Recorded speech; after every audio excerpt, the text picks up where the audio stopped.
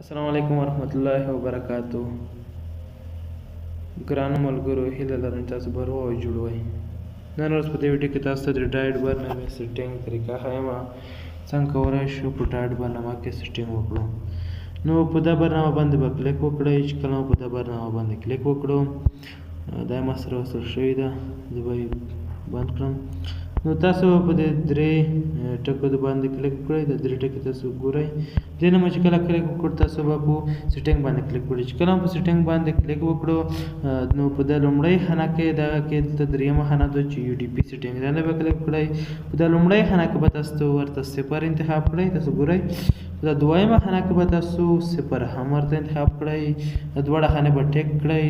په دا خانه کې به تاسو موډ 1 ورته انتخاب کړئ او په دا خانه کې به تاسو ورته انتخاب کړئ او په اخري خانه کې به تاسو 14 ورته انتخاب کړئ.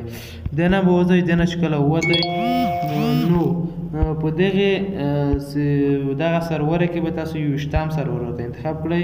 چې کله مو 21 سرور ورته انتخاب کړو دلته به تاسو یو اکاونټ ویر کړئ. اکاونټ چې کله مو یو اکاونټ ویر کړو اکاونټ مو چې کله دلته داخل کړو اکاونټ طریقه به زه تاسو ته انشاءالله در وښیم. دغه مو چې کله وکړل نو د اکاونټ طریقه به زه درته وښیم. نو دا ویډیو وه د سیټینګ ویډیو.